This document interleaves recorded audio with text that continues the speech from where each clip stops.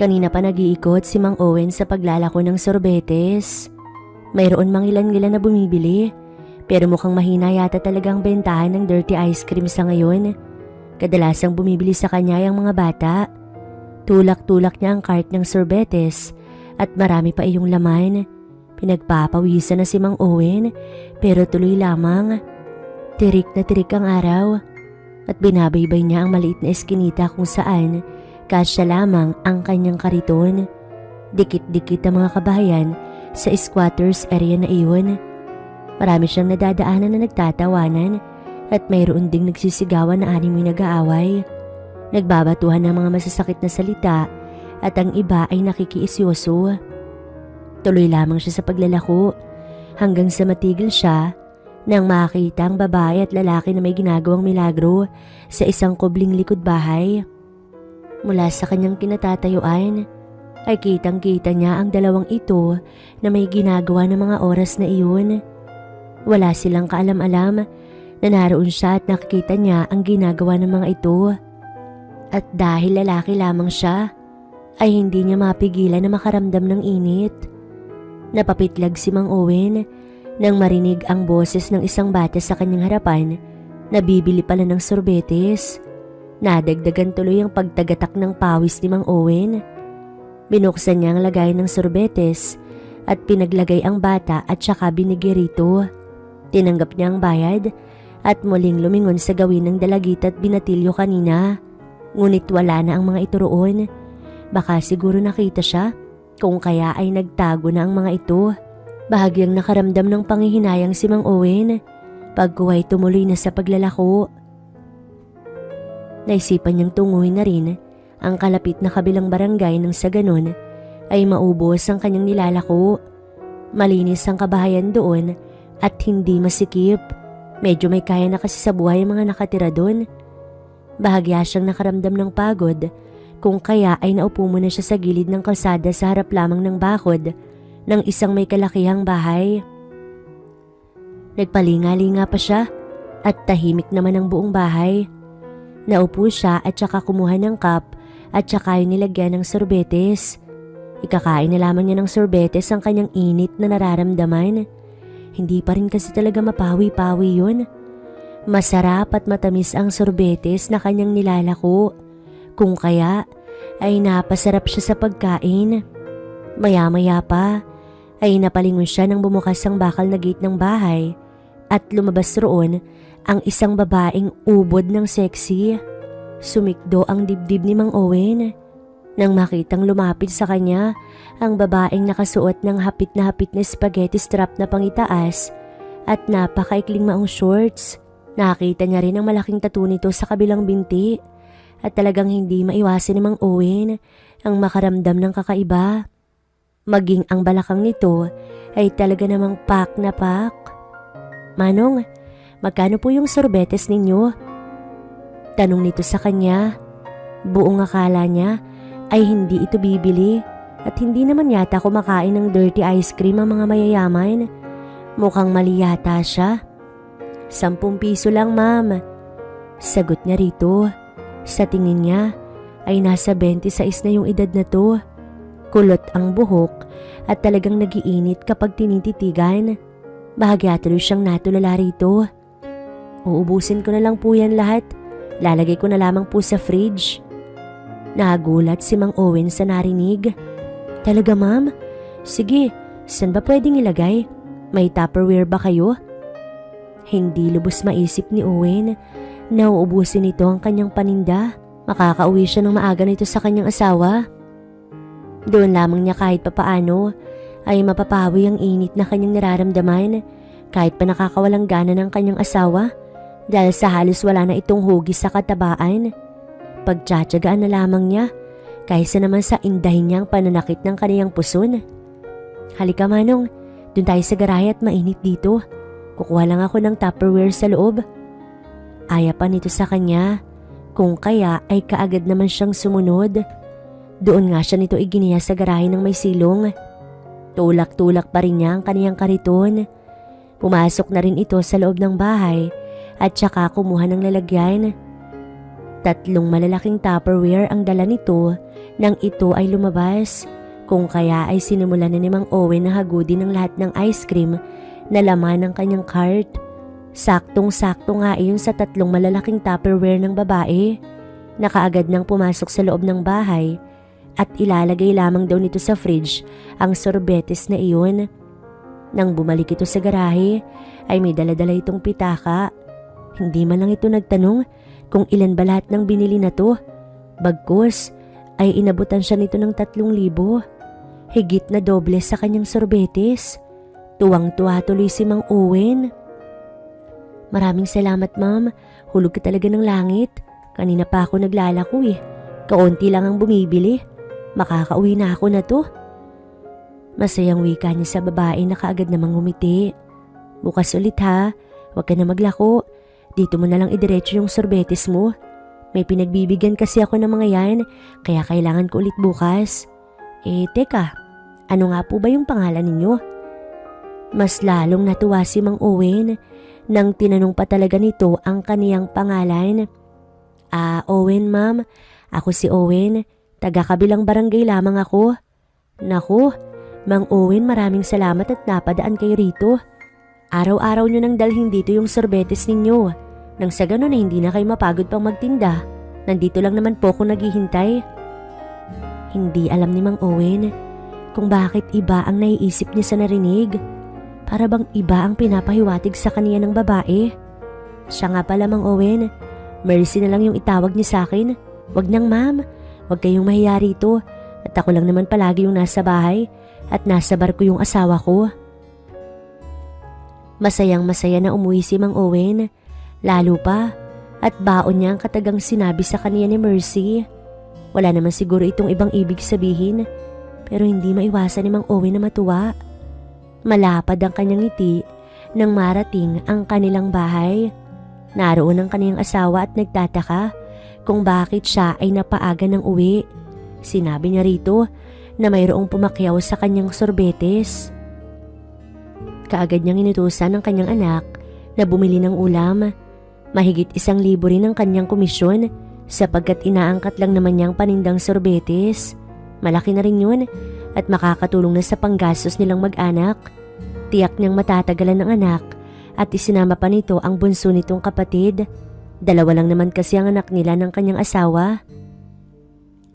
Sinamantala niyang pagkakataon at kaagad na niyaya ang asawa. Saktong-sakto at hindi mawala-wala sa kanyang isip ang eksenang natunghayan niya kani-kanina lamang nang siya ay nagtitinda. Ay dagdag pa ang kaseksihan ni Mercy na mas lalong pumukaw ng init na kanyang nararamdaman. Hindi naman tumanggi ang kanyang asawa, lalo pat ilang araw na rin nilang hindi nagagawa ang bagay na iyon. Sa kanilang silid niya inakay ang kanyang asawa. Nais lamang niyang mawala ang init na kanyang nararamdaman. Kailangan niya ang asawa upang mapawi iyon. Pinagtiyagaan na lamang ni Owen ang kanyang asawa. Tila ba kasi wala na siyang maramdaman. Kaya naman, si Mercy na lamang ang kanyang nasa isipan ng mga oras na iyon. Lubaypay silang pareho ng kanyang asawa at saglit na nagpahinga. Ilang minuto pa ay sabay nga silang nag-ayos ng mga sarili. Walang kahit na anong pag-uusap na nangyari at sabay rin silang lumabas ng kanilang silid. Humilata sa sala at hinintay na dumating ang mga anak na inutusan. 10 minuto pa bago nakauwi ang mga ito. May dala-dala ng ulam na pinabili niya sa suki niyang karinderya na may kalayuan sa kanilang bahay. Kaagad silang kumaing mag-anak sa hapag ng masaya. Kinabukasan ay ganun pa rin ang ginawa ni Mang Owen. Muli siyang naglako at nang maramdamang medyo masakit na ang sikat ng araw ay dumiretso na siya sa bahay ni Mercy. Narating ngayon at nakitang mukhang inaabangan talaga siya nito sa labas. Hapit na bestidang pula ang suot nito na mas lalong nagpatingkad nang malaporsilanan nitong kutis.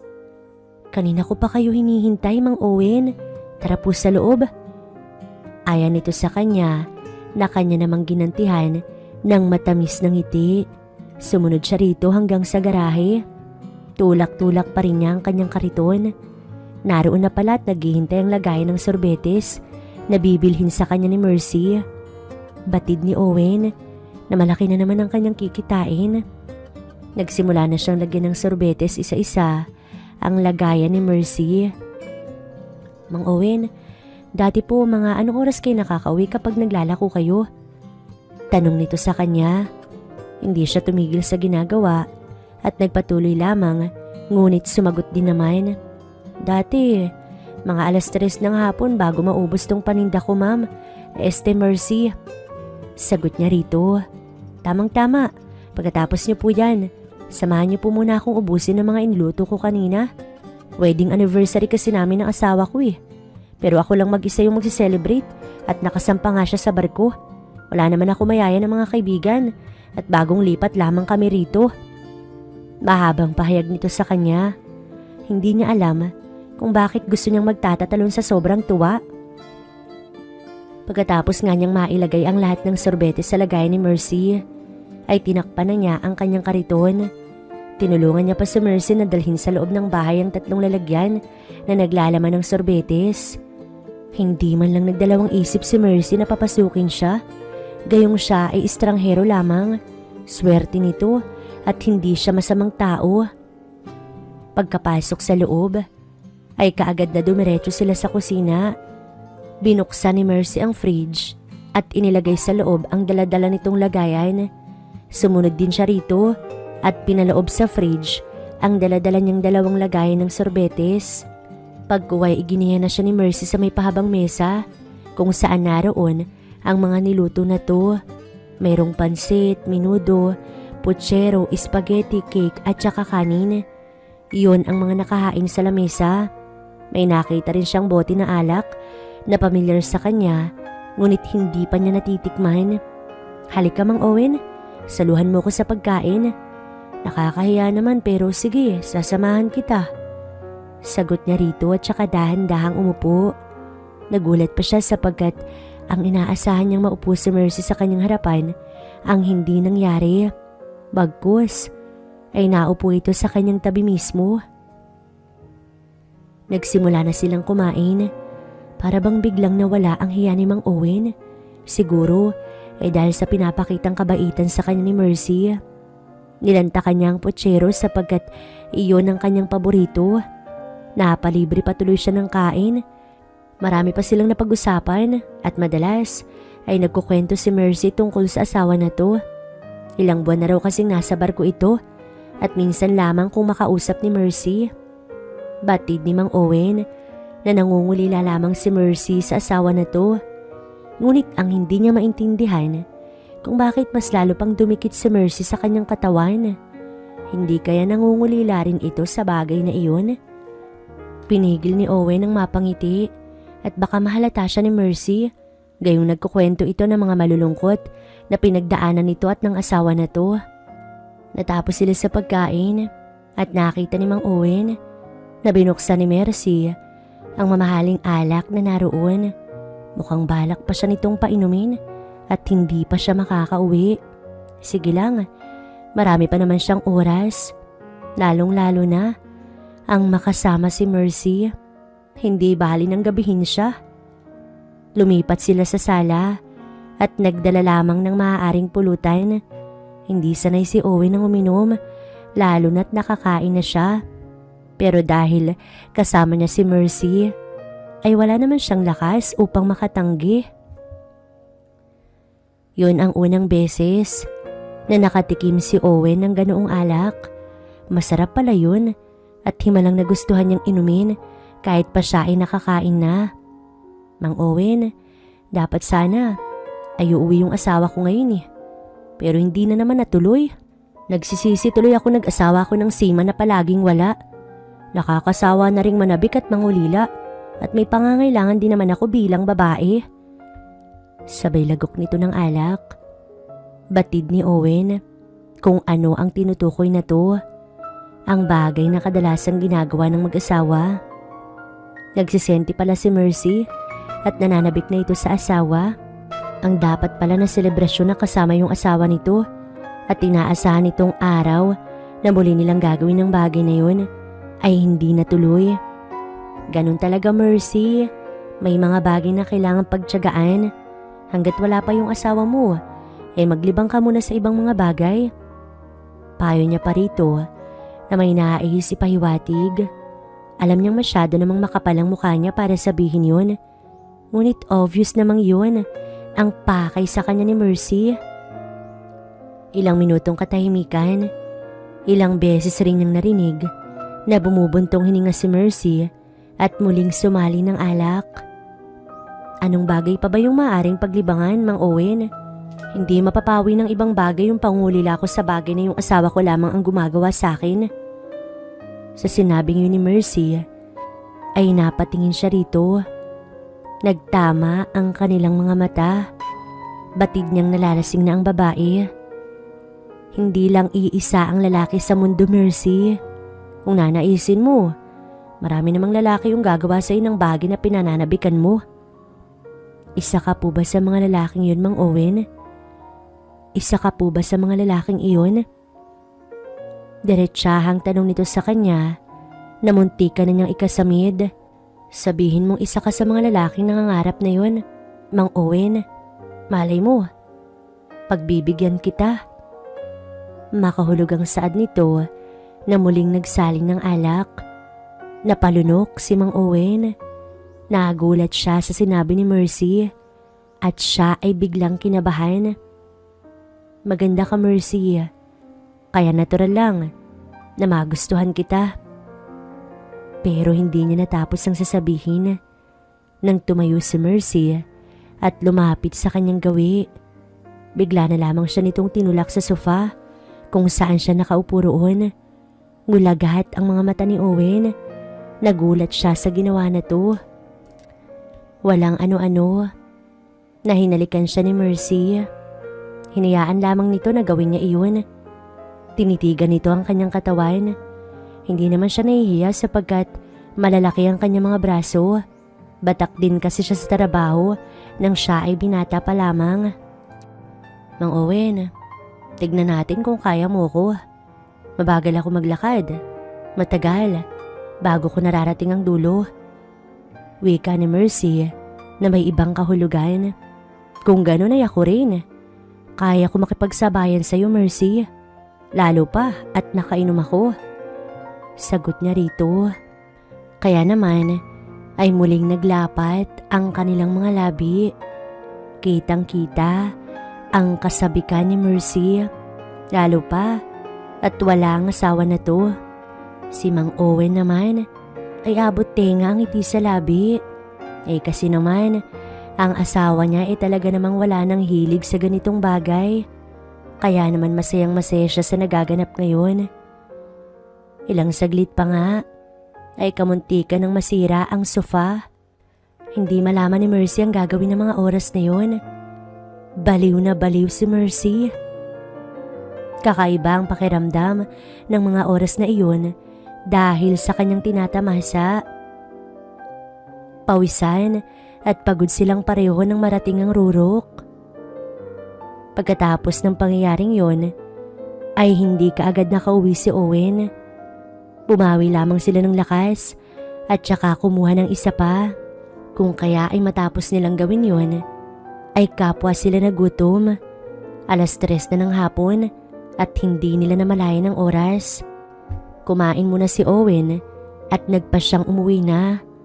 Hinayaan naman siya ni Mercy ngunit sinabi nitong kung maaari ay pumunta ulit siya roon bukas. Alam ni Owen na nais ni Mercy na muling maulit ang nangyari sa kanilang pagitan. Napagtanto kasi ni Owen na talagang sabik na sabik si Mercy at ayaw siya nitong tigilan. Malawak ang ngiti ni Mang Owen habang binabaybay ang daan pauwi sa kanilang bahay. Para bang nabawasan siya ng ilang galon ng tubig. Gusto niyang humigop ng mainit na sabaw. Kung kaya ay dumaan muna siya sa isang karinderya at saka umorder ng batchoy. Napapailing na lamang siya habang humihigop ng sabaw at inaalala ang mga nangyari kanina lamang. Mabilis na lamang niyang tinapos ang kinakain upang makauwi at makapagpahinga na rin. Nang marating ang bahay, wala ang kanyang asawa at inimbitahan daw ng kaibigan nito sa birthday party. Naiwan ang panganay niyang anak sa bahay, kung kaya ay ito ang nagsabi sa kanya. Dumiretso na siya sa silid nila ng kanyang asawa upang makapagpahinga na rin. Hindi na siya nakapagbihis at kaagad na bumagsak sa higaan. Hindi rin niya napansin na nakatulog na pala siya. Sumapit ang hapunan at noon lamang siya nagising. Ginising kasi siya ng kanyang asawa at kakain na raw sila ng hapunan. Tumalima naman siya at kaagad na lumabas ng silid at dumulog sa hapag na iyon. May mga dalang ulam pala ang kanyang asawa galing sa birthday party na dinaluhan. Walang kibuan na kumain na lamang ang lahat.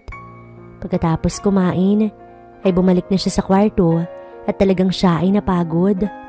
Nagtaka naman siguro ang kanyang asawa, ngunit hindi naman ito nagtanong.